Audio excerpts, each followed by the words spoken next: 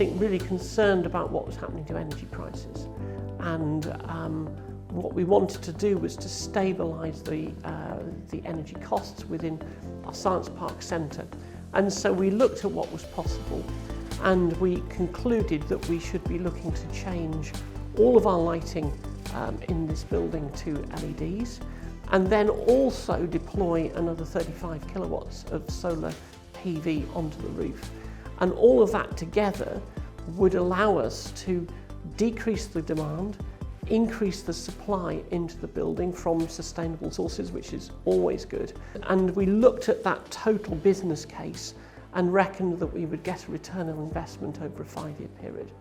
And that is going to protect this building going forward. It's going to help us to meet our sustainability requirements. It will reduce our carbon footprint, and that's a good thing for everyone.